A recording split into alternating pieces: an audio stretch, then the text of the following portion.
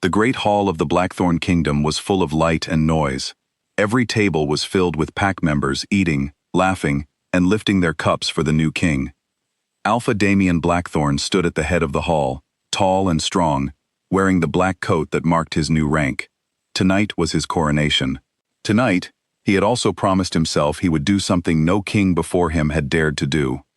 He would name his Luna without waiting for the mate bond to choose her first. Elena Voss stood near the back of the hall, close to the doors, dressed simply in pale blue. She was the daughter of the pack healer, and she had spent her whole life helping others instead of standing in the light herself. She did not expect anything from tonight. She had only come because her mother, old and tired, could not attend, and someone from their family needed to be present to honor the new king. She did not know that Damien had been watching her for months. He remembered the way she had stayed up 3 nights straight, caring for wounded warriors after a border battle, never once complaining. He remembered the calm in her voice when frightened children came to her clinic, and the steady strength in her hands when she stitched wounds that would have made stronger men flinch. He had never spoken more than a few words to her, yet something in him had settled every time he saw her. When the horns quieted and the hall grew still, Damien raised his hand. "Tonight, I do not wait for fate," he said, his voice carrying across the room. "I choose my Luna with my own eyes and my own heart. Elena Voss, come forward." Gasps rippled through the crowd. A king naming a Luna without the wolf's confirmation was almost never done. It was dangerous. It could destroy the bond meant to hold a king together. But Damien did not care. He believed in what he felt.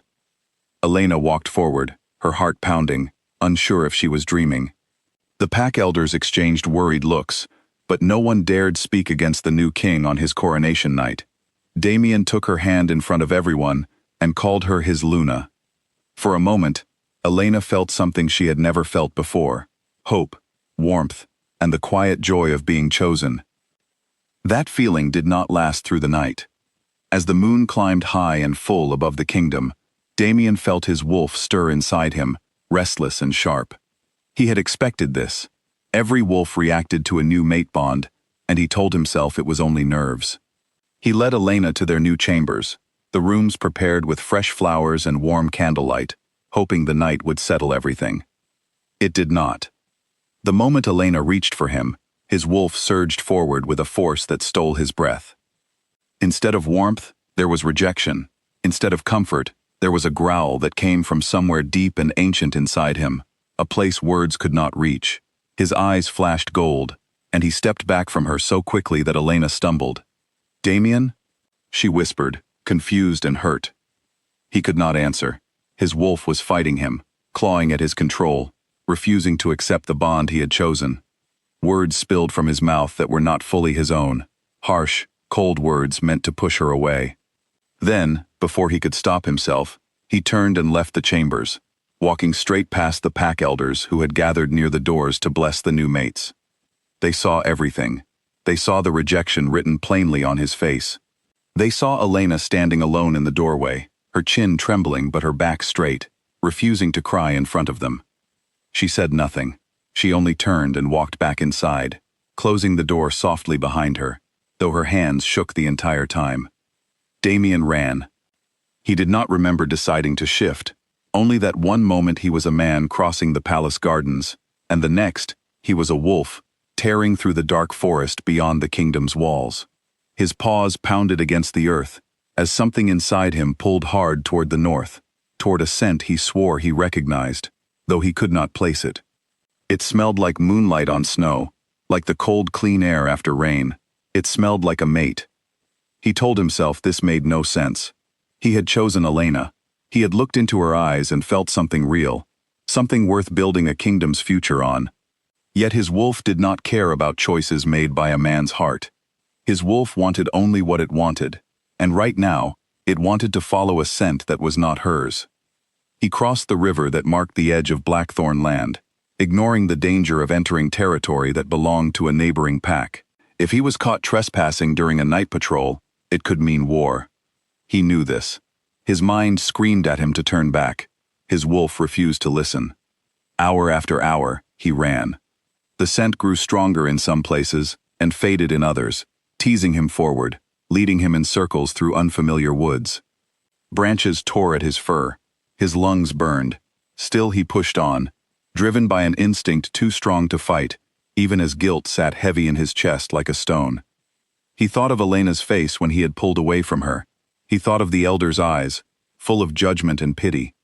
He thought of the promise he had made to himself when he named her, that he would prove fate wrong, that he would choose his own path instead of waiting for the moon goddess to choose it for him.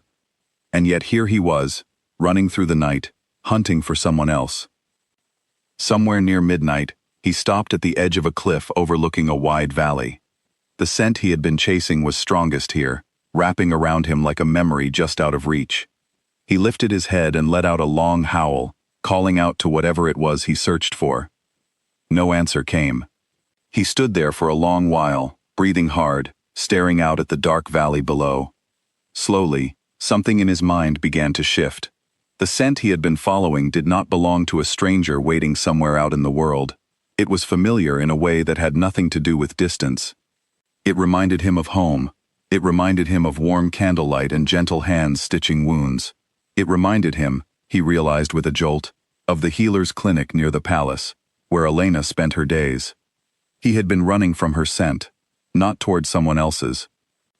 The realization hit him so hard he nearly lost his footing on the cliff's edge. His wolf had not rejected Elena because she was the wrong mate. It had rejected the way the bond had been formed, rushed, incomplete, missing the ritual that wolves needed to feel a claim was real. He had skipped the moonlit ceremony, the proper words, the traditional bond marking that generations of alphas before him had honored. He had tried to force fate to bend to his will instead of meeting it halfway. His wolf had not been searching for another mate. It had been searching for the missing pieces of the bond he had tried to shortcut. Shame flooded through him, heavier than any guilt he had felt running through the night. He had let his pride convince him that choosing Elena with his mind was enough, that the old traditions did not matter to a king strong enough to make his own rules. He had been wrong, and in his rush to prove himself right, he had hurt the one person who deserved gentleness most. He turned and began the long run home. The trip back felt shorter than the journey out, though it was the same distance. Guilt has a way of making a path feel urgent, of turning tired legs into determined ones. As the sky began to lighten at the edges, turning from black to deep blue, Damien crossed back into Blackthorn territory, his paws finally touching familiar ground. He shifted back into his human form just outside the palace gates, breathing hard, covered in dirt and scratches from the long night. Guards startled at the sight of their king returning in such a state, but he waved them off, walking straight through the gardens toward the healer's wing. He found Elena exactly where he expected her to be, awake, dressed, already working. She stood at a table sorting herbs, her movements careful and precise despite the sleepless night behind her. She did not look up when he entered, though he was certain she had heard him. "Elena," he said quietly. She paused, but still did not turn. "You should rest, my king. It has been a long night for both of us." Her voice was calm, but he heard the hurt underneath it, carefully hidden the way she hid everything. He stepped closer, close enough that she finally looked up at him, her eyes tired but steady. "I was wrong," he said. "Not about choosing you, about how I chose you." She frowned slightly, confused. "I skipped the ceremony," he continued. "I named you my Luna in front of the whole pack, but I never gave my wolf the chance to claim you the proper way. I thought naming you was enough. I thought my will alone could make the bond real. My wolf did not run from you last night, Elena. It ran because I gave it nothing to hold on to." Word by word, understanding crossed her face. The hurt in her eyes did not disappear completely, but something softer began to replace it. Cautious hope, careful and small. By now, word had spread through the palace that the king had returned. Pack elders gathered near the doors of the healer's wing, drawn by whispers and curiosity, the same elders who had witnessed the rejection the night before. Damien did not send them away. Instead, he turned to face them, then looked back at Elena, and did something no one expected. He knelt. An Alpha King, ruler of the strongest pack in the Northern Territories, knelt before a healer's daughter in the soft light of early dawn. The hall around them fell silent. "Elena Voss," he said, his voice steady and clear, carrying to everyone gathered. I ask you now, properly, with my wolf and my heart together as one. Will you stand beside me as my Luna, bonded the way our traditions intended, chosen not only by my mind, but confirmed by everything I am? Elena's eyes filled with tears, she finally allowed to fall. She had spent the whole night convincing herself that hope was foolish, that she should prepare for a quiet life apart from the king who had rejected her. Now, kneeling before her, was proof that some things were worth waiting for. Yes, she whispered, then said it again, louder, so the whole room could hear. Yes. Damien rose and took her hands, and this time, when he called on the ancient words of the true bonding ceremony, his wolf did not resist. Instead, it surged forward with warmth and certainty, recognizing at last the mate it had been circling all along. The mark formed gently at her collarbone, glowing softly in the light of the rising sun streaming through the windows. The pack elders, who had watched the rejection with worried faces the night before, now watched with quiet relief and something close to pride. A king who could admit his mistake, who could kneel before his people to make things right, was rarer and more valuable than one who never made mistakes at all. Word of the true bonding spread through the kingdom before the sun had fully risen. By midday, the entire pack knew the story, not of a Luna who had been rejected, but of a king who had corrected his own error with humility, and a healer's daughter whose patience and steadiness had been rewarded exactly as they deserved. Elena returned to her work in the clinic that afternoon, though now pack members greeted her differently, with new respect in their eyes. She did not let it change her. She still tended wounds with the same gentle hands, still stayed up late helping anyone who needed her. But now, when evening came, she walked back not to a lonely room, but to chambers where Damien waited, his wolf calm, and settled beside him for the first time since he had become king.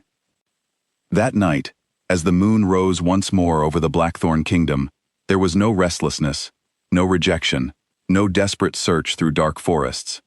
There was only quiet certainty, the kind that comes when fate and choice finally walk the same path together.